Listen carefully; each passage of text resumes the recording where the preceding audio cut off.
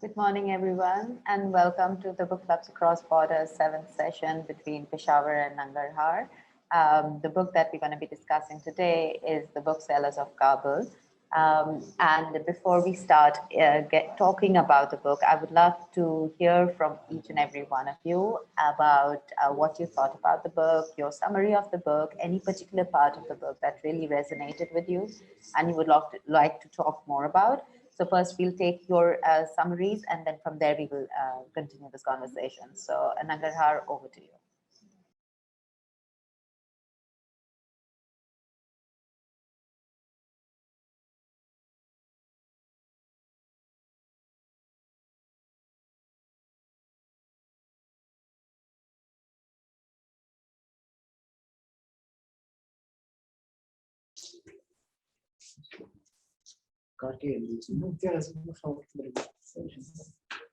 Hello, good morning. How are you? Salam to everyone. I really would like to thank the one who has written this book and talking about the summary of this book. Am I visible? Okay, great. So I'm talking about the purpose of the first title of this book. When Sultan Khan thought that the time he had to come first and he wanted to find a new wife for himself, but no one at that time helped him. And for the very first time when he had he went for another help, he wanted to put a finger on his butt. When he wanted to put a finger on his sorry, ma'am.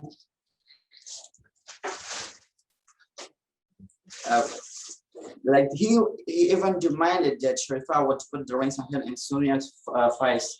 So I really think the bookseller of Kabul. I've learned a lot of things from this book, like regarding to every life strategies, which was really outlandish for me. I've learned a lot of things in every aspect that this book, The Bookseller of Kabul, has tried a lot in order to make different kind of things for the one who is living today, and we are going to learn more and more things from this book. I have studied a lot of novels here in our country. Like it was the very good one. I have learned a lot of things. Like burning books on freezing cold afternoon in November 99. A burn fire blazed on the Ramboat at Kurs in Kabul. It was also kind of big for him in order to make new kind of things for that. So thank you so much. So I have a question for you. This book is written by a Norwegian journalist who came and who lived in Afghanistan post 9/11, right? And she portrayed Afghan society the way she had seen it, as an outsider who was living within the culture. I want to understand that as you were reading this book, which talked about Afghan society and all its vulnerability and all its reality, the way she experienced it, when as an Afghan you were reading this book, what did you feel? Did you feel that she had done a very good job in portraying Afghan culture in its true form? Or do you think she brought a Western bias to the perception or to the portrayal of an Afghan family?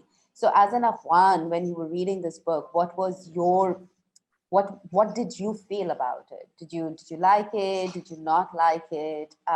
So I would like to know more about that.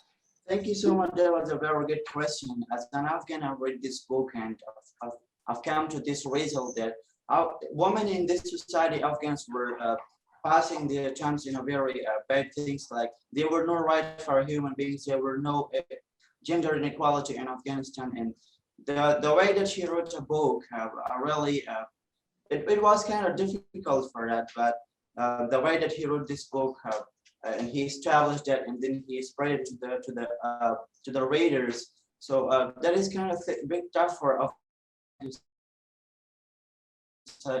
Afghans, especially in Afghanistan. There is no rights, there is no. But here in Afghanistan, there are a lot of we can say less quality education for this. So that's why we can do that. Thank you.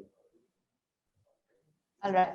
So, and I have another question, again, very pertinent to the book. The book basically talks about a man who runs a bookstore.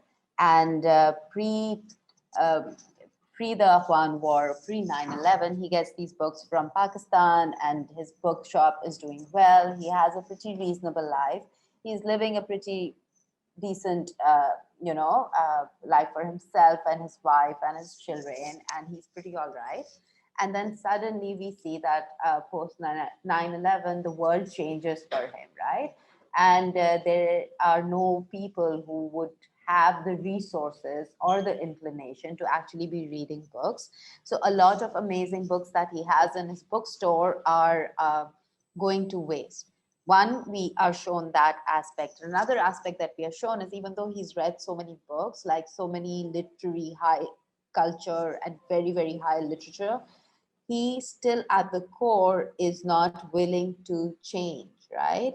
And he is still very, very mm, uh, tainted by his own cultural or his own biases, which kind of make him be sort of an equal in his treatment of men and women, as we see the way he treats his daughter, the way he treats his new wife. And I mean, such an old man marrying a girl who's young enough to be his daughter, is that actually acceptable? And what does that do to the wife who has been loyal to him for so many years? I mean, how does she feel? And then not to just marry her, but to bring her home and tell his first wife that if she wants to be a part of his household, she has to take care of this one and not make her do any work.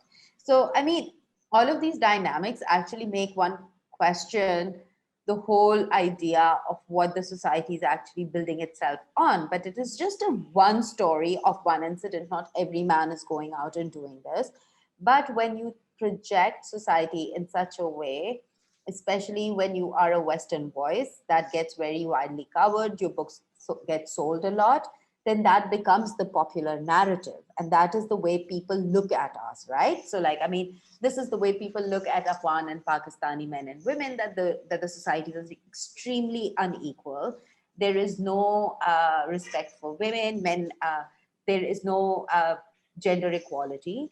And not only that, on the contrary, women are actually subjugated or women are oppressed. So when you read this and when you come across things like these, what does that make you feel? Or do you think that that is the way our society is and it is the way it is? Or, I mean, what do you as a person feel towards this? Thank you so much. You pointed to a very good issue, but we all need to be in the same way, because in this world that we were born equally. So we don't need to differentiate between ourselves, because we don't think about like that is man or woman. We need, the first thing that we should do or implement is humanity. We need to be very loyal to every one of us. For example, we need to help each other in every aspect of life. It doesn't, the skin doesn't matter, the age doesn't matter. The matter is humanity, because we have a quote like kindness is free. We should go through this sentence, the whole, the very famous sentence like kindness is free. So you have pointed to a very good issue, and we hope and we have big wishes for the near future in order to be equal. And you pointed to another issue like Afghanistan and Pakistan, like the women and women differentiating between each other. But as I mentioned before, like we don't care that there is Pakistan or Afghanistan. We need to be human. We need to implement the humanity, and we need to do live our lives the way which is really good. Thank you so much for that. And anybody else from the Afghan side who would like to come and give us a summary of the book? Thank you. Goodbye. Goodbye.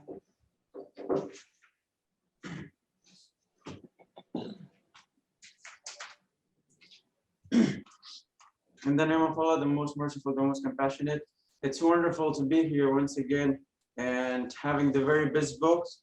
The second book by the name of The Bookseller of Kabul, which was the story of a journalist, a Norwegian journalist, came to Afghanistan for the very first time in order to portray and see what is going on during Taliban's or Taliban regimes. So the book is the name of the book is The Bookseller of Kabul, written by the correspondent from the Norway who studied in Oslo University, which for the very first time when she came to Afghanistan, well, wanted to know what is going on in Afghanistan during the Taliban regimes, when the Taliban were ruling over the country's provinces and cities. When she came, she first encountered with a person by the name of Sultan Khan, and the Sultan Khan, he was a bookseller who loves the book and selling the book, and despite a lot of chaos that was going on at that time, and selling the book of culture and these things were not allowed during the Taliban, and he was the only one who was will still to selling the books and reading the books, and despite that, his bookstore were burned as well, and he was imprisoned and put into custody a few times. So he didn't just give up and be disappointed. Still, he was just trying to promote his culture even more. So the correspondent and journalist wrote to the Sultan Khan, and he accepted that.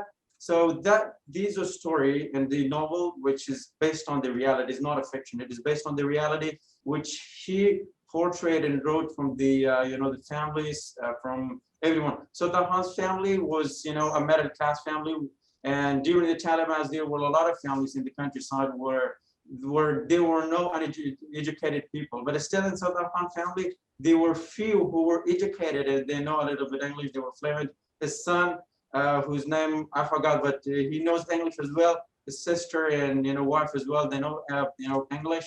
So the author of the book and the journalist who came to Afghanistan, that is the stories of the family which was living at that time, and that was the middle class family. And at that time, there was the families were uneducated in the countryside. So she lives in the with these families and writing the stories of Afghans. And it portrays and it shows and depicts and demonstrates that how the situation was very difficult and very everyone were facing with the problems during the Taliban, especially the women who were subjected and triggered to this issue, and they were facing an encounter with very hurdles and problems which was unbearable.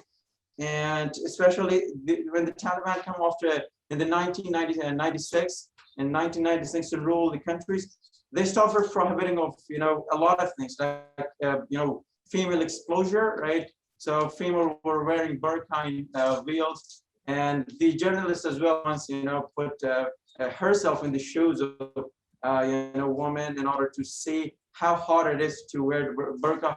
And she explained it, right, that it is very hard to just wear that and just explain it a very bad way. And that was, a kind of burden over women and over the journalists as he portrayed. And it also shows that that how women were facing with aggression, right?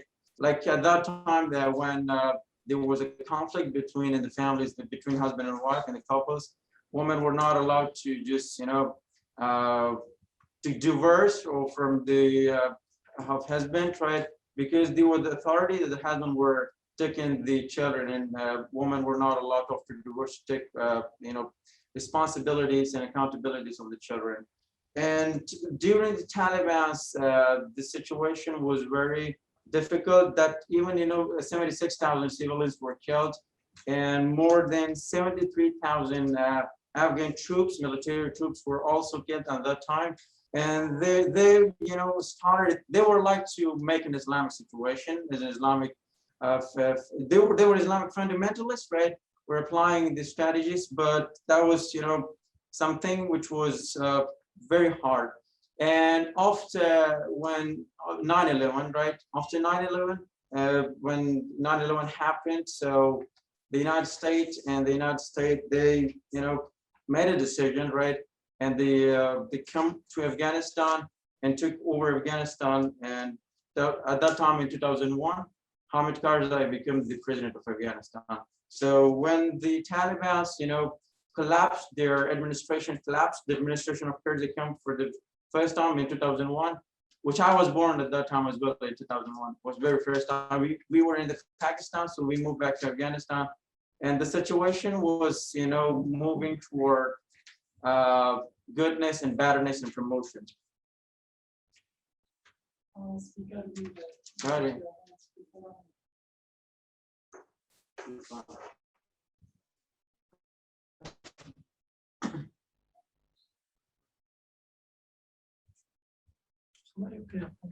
Please continue. So when the United States administration came in, the Hamid Karzai became the president of Afghanistan after the Taliban's regime. So the situations were getting better, and it was women had their own rights, and the girls were allowed to go to schools and get education. So the situation were getting better, and there was night curfews, and so when the United States military came to Afghanistan.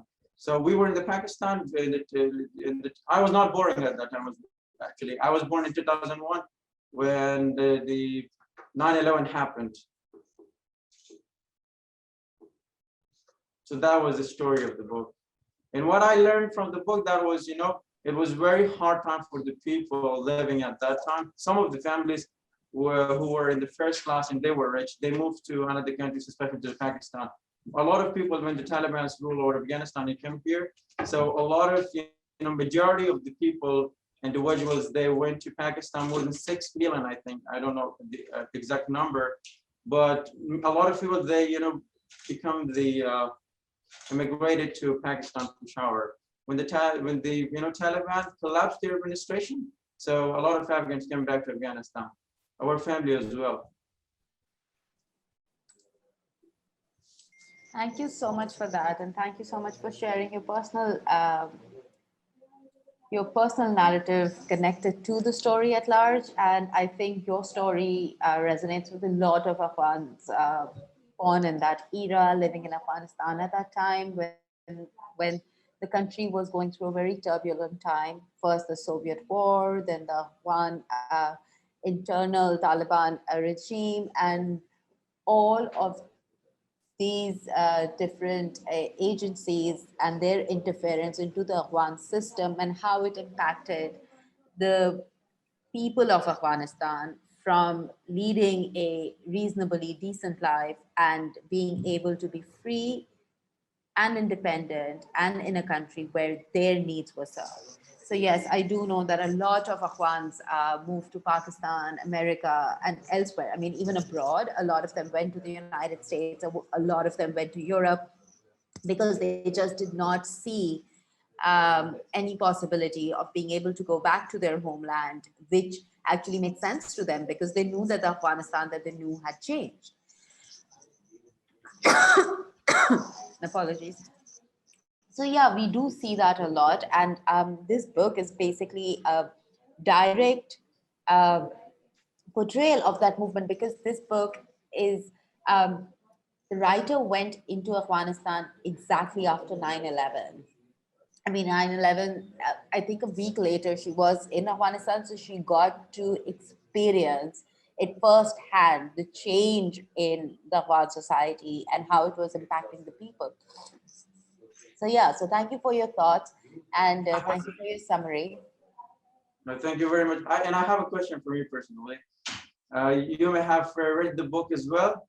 And how do you feel putting yourself in the position at that time? If you live in that situation during the Taliban, and how do you feel? Like, is it hard, or how do you feel like that if you put yourself in their shoes, living at that time in Afghanistan? So, when 9/11 happened, I was in university and I had just started my university. And I remember we were all in our dorms, and I found out, then suddenly there was this noise and everyone was like, oh my God, this happened, 9/11 happened and everything. And at that moment in time, because I was studying anthropology, my first thought was, how is it going to impact the culture? And how is it going to impact the people? Because it's going to change the structure of society as it is known. And I was I was very interested in research at that point in time. So I was trying to understand. And as a Pakistani who grew up in a system where equality between men and women was not a given, and where women had to go through a lot of hardships to make their voices heard, um, I knew that this would create more problems. And as I was thinking of all of this, I did try to think of myself. If this were to happen to me, how would it affect me? So I do know that a part of me was extremely uncomfortable with the whole idea, because I knew that it would change so many things, right? Today, I feel I have a voice. Not many people want to hear it, but it is my voice. And it is the way I like to uh, speak, or I like to be understood. The way I dress, these are all things that I have decided for myself. You know, as a Pakistani Muslim girl, what are the things that are acceptable to me living in my culture? And I feel like if that choice was taken away from me, a part of me would die, and regardless of what people say, it changes the whole structure, because men and women in their totality form a society, right? 50% of our population is feminine and 50% of our population is masculine. And when both of us come together, we create a social consciousness.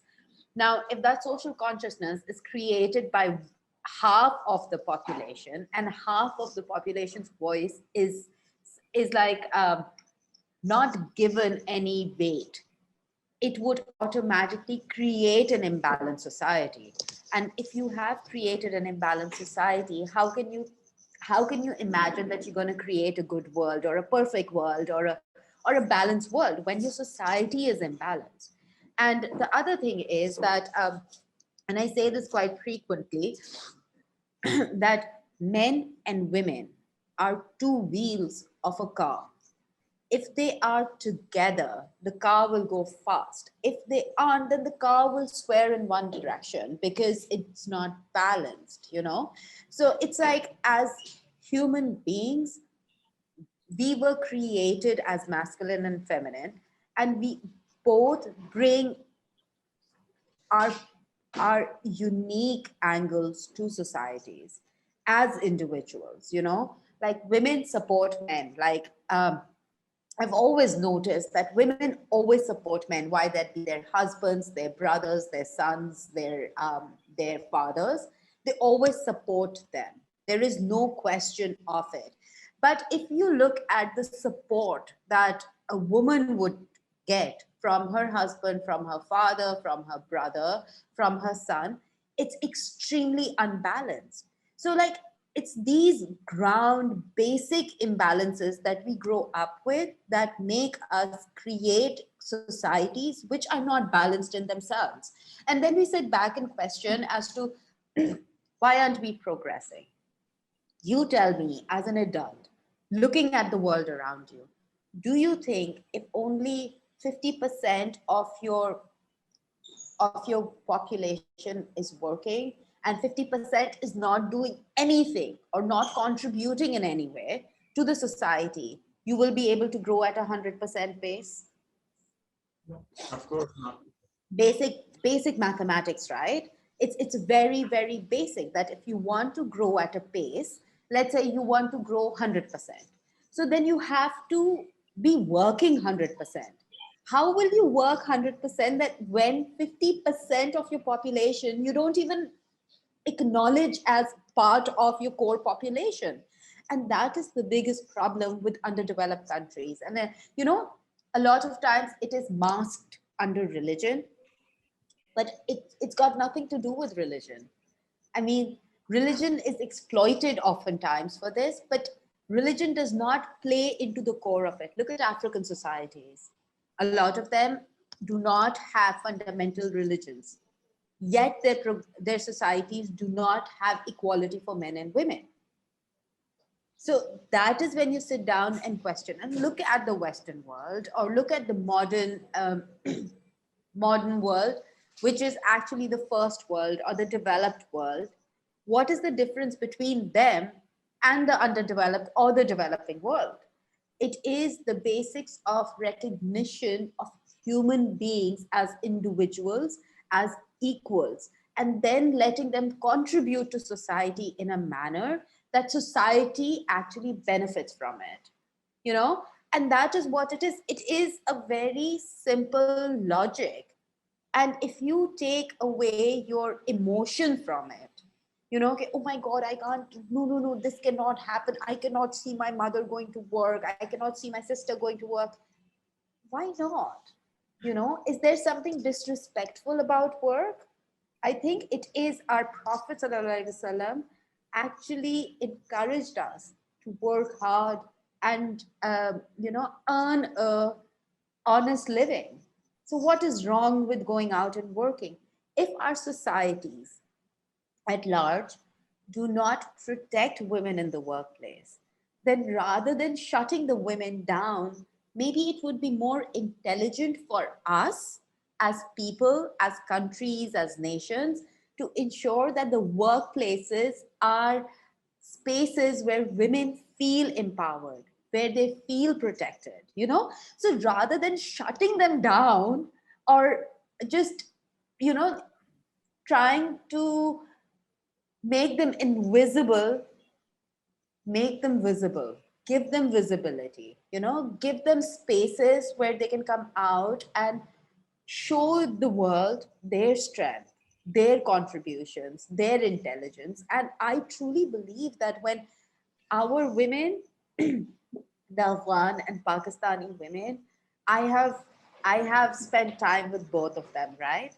I am telling you truthfully that our women are amongst the smartest, the most resilient, and the most progressive that can be compared to the rest of the world. It's just that lack of opportunity has made us not realize their true strengths.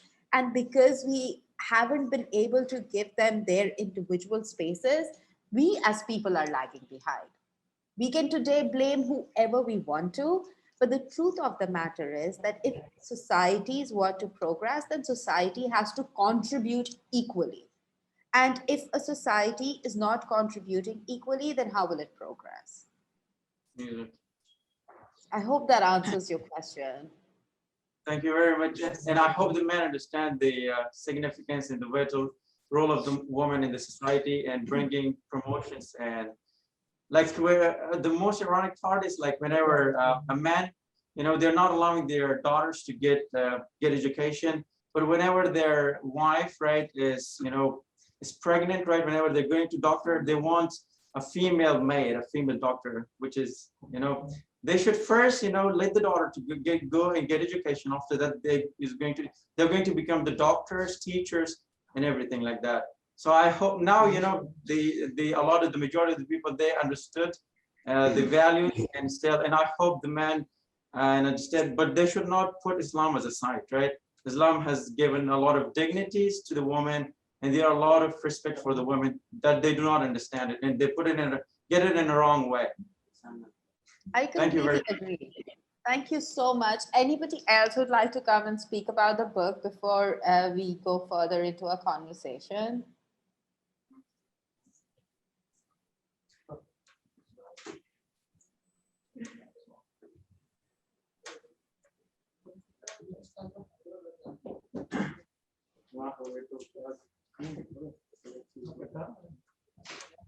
Anybody else?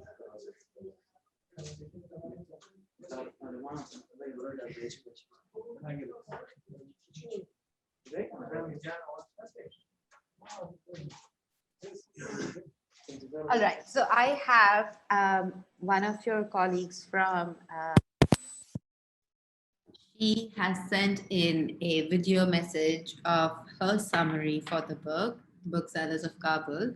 I think that I will play that first. Then I have one other thing that I'd like to play for you, and then we'll come back and continue this conversation. And when I come back, I'm hoping that there'll be more voices from Afghanistan who will want to speak about the book. So I'm going to share my screen.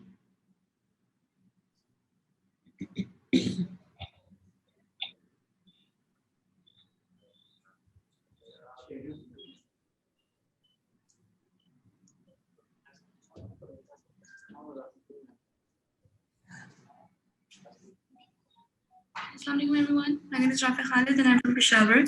I am making this video today to give a review of a book that I recently got to read.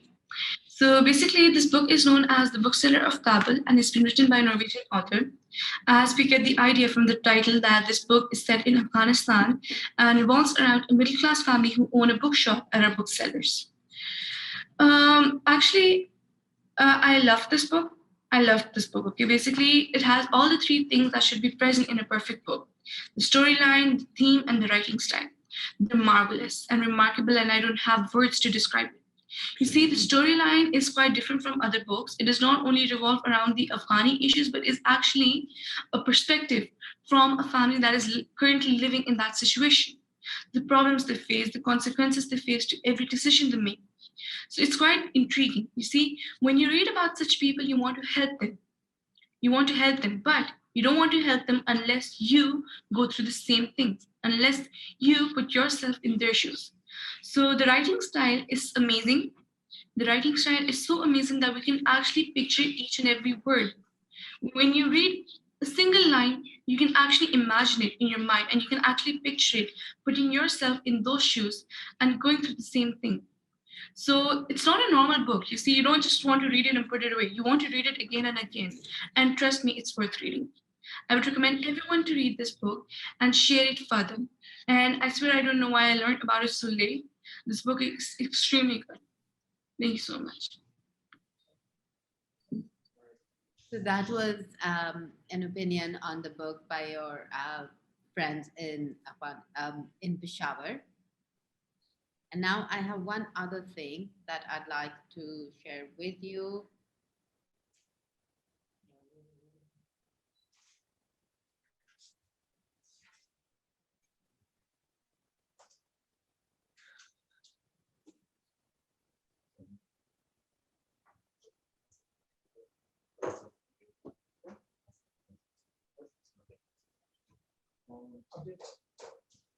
Right.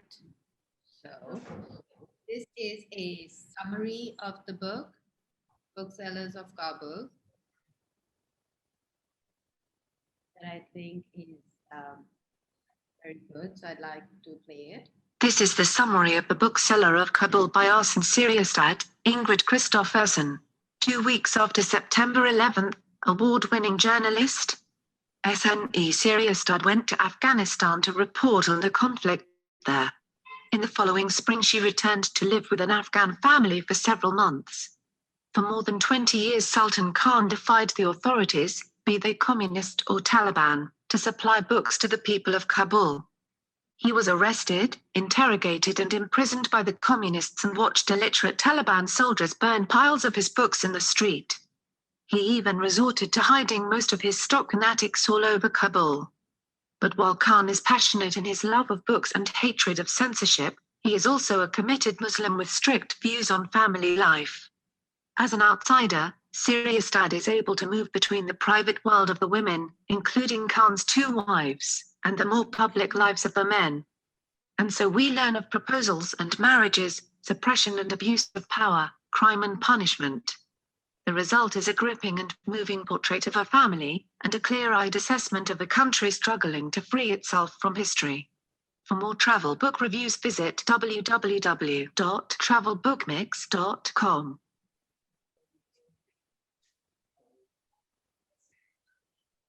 I would love to take your questions and your opinions now before I go back and share one more thing with you. So anybody from Afghanistan who'd like to come forward and talk about the book?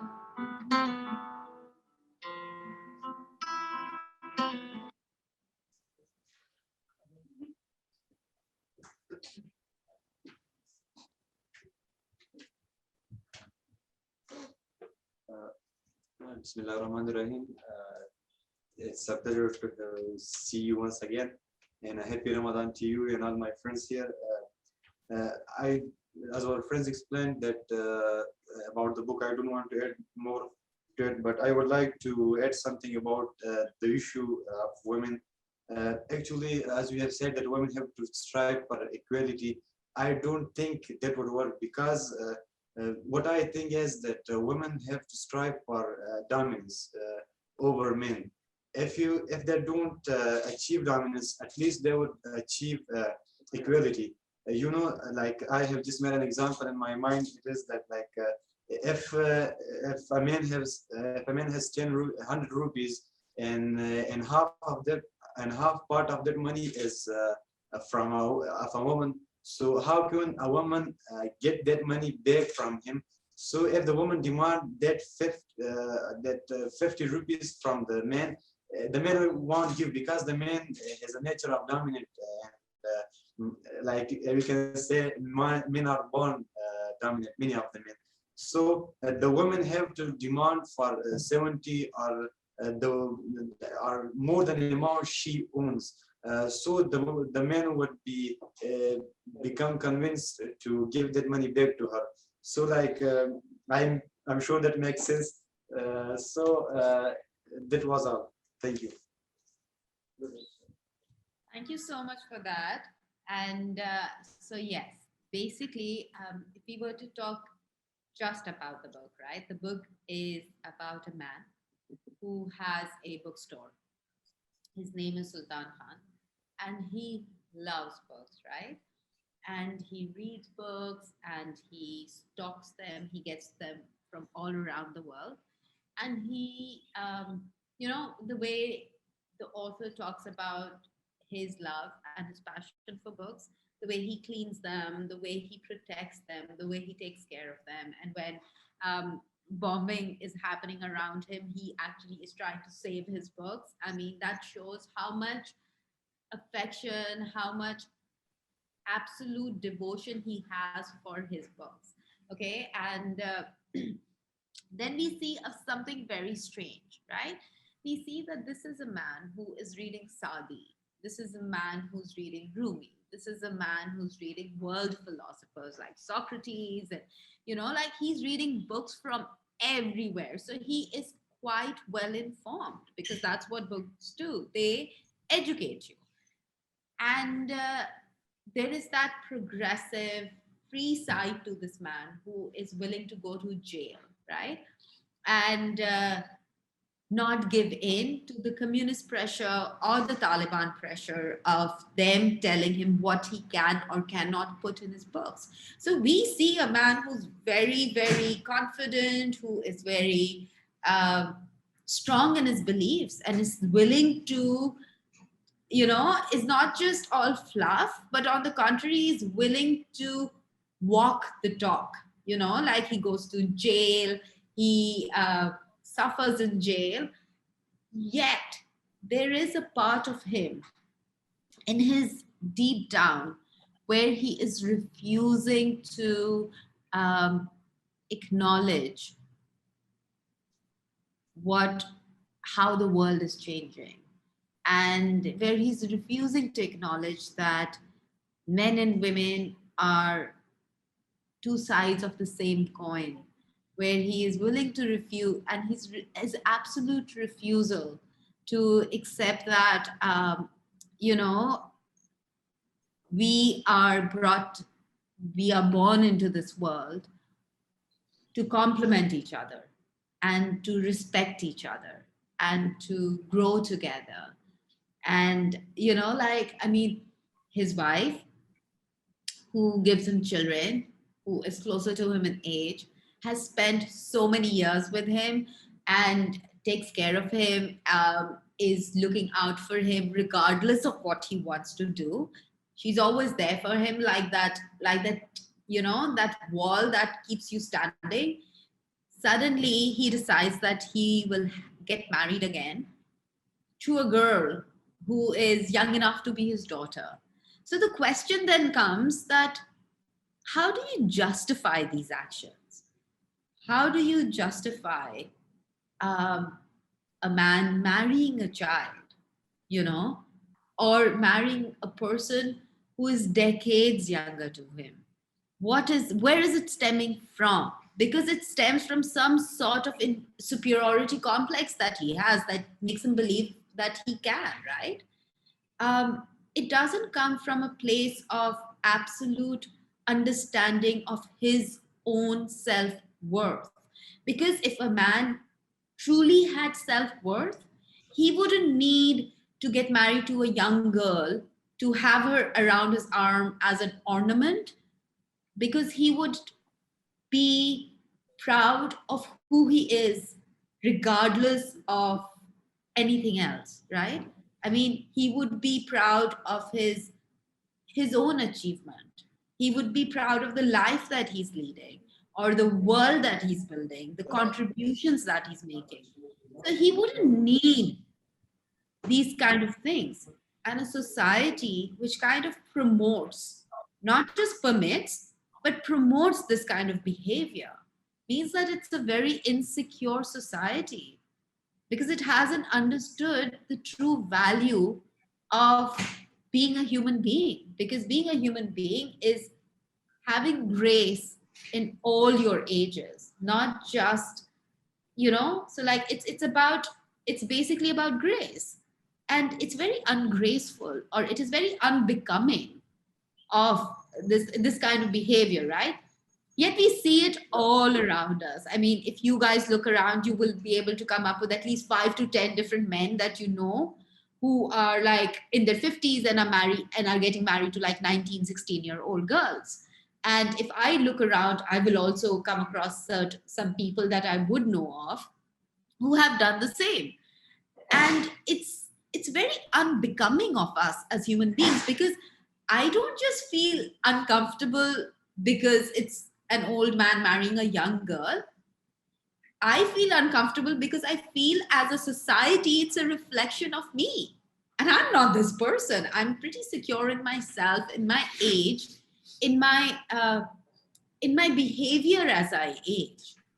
So it's a very, very tricky question. I want to know, what do you guys think? Have you ever thought about it that way? Have you ever questioned this form of norm in our society? Before our friends come here to answer express their answers, I would like to add something. Actually, many times we blame the religion or Islam.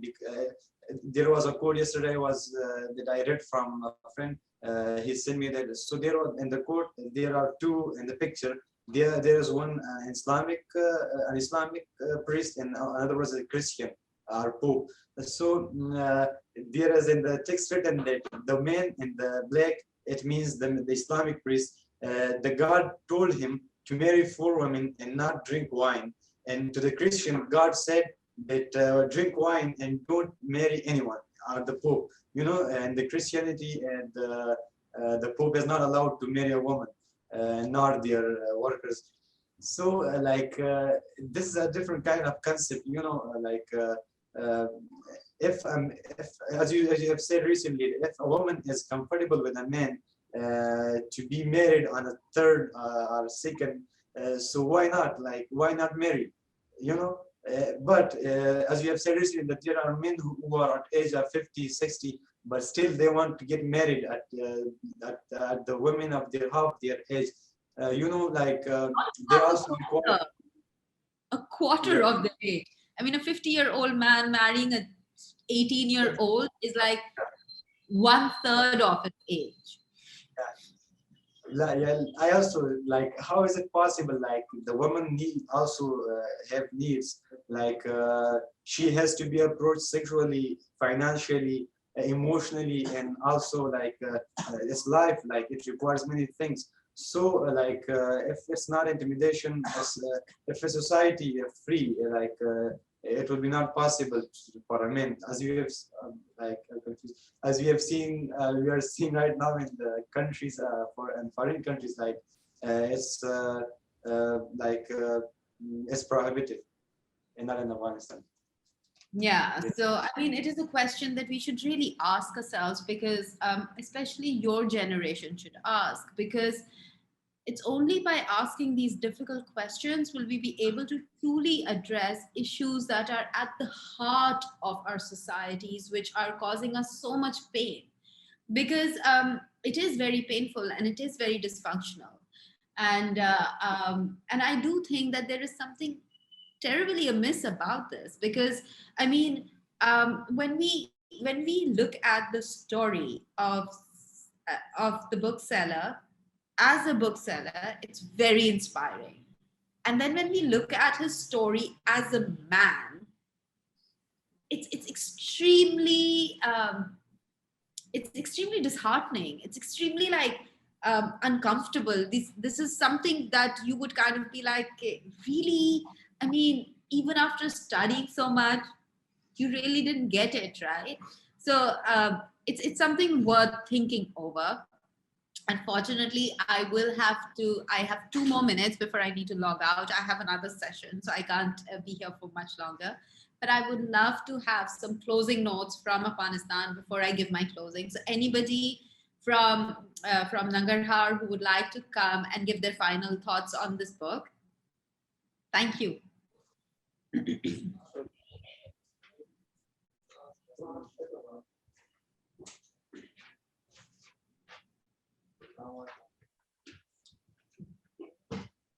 Assalamu alaikum. It's an immense honor to seeing you.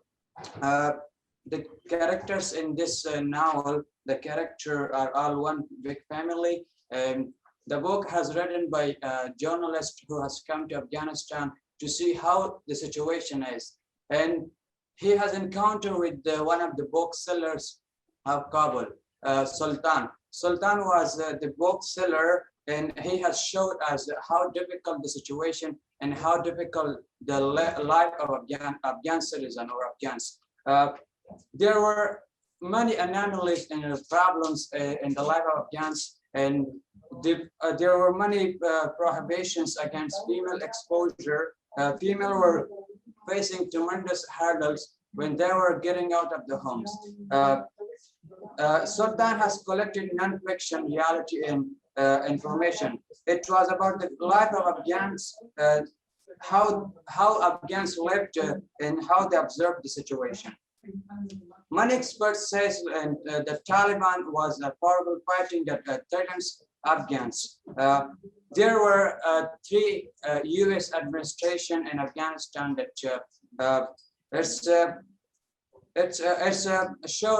showed in this book that 6,000 American troops and contractors was killed, and approximately 73 Afghan civilians was killed in this in fighting. It's all about how women and how was the life of women in the society. The woman life was full of hurdles and difficulties. Thank you so much for that. And yes, I completely agree. I mean, I think these kind of situations and these kind of circumstances, they take the most toll on the women in our societies, because they get to suffer the burnt of it. So that is something that we really need to think about. And I think we need to support our women much, much more. And what I would love for all of you to do is, like, number one, thank you. Thank you so much for reading these books. And thank you for having these conversations, because these conversations are really important. And what I really would like to believe is that it is opening your mind to look at things, not just from a very singular masculine lens, but to also reflect upon the feminine that exists around you, and to truly understand that for societies to progress, we need men and women together. And for my closing, I would like to just share a quote from Qaid Azam Muhammad Ali Jinnah, who is the founding father of Pakistan and one of my heroes. In one of his speeches, he said that no nation can rise to the heights of its glory unless it has its women with them.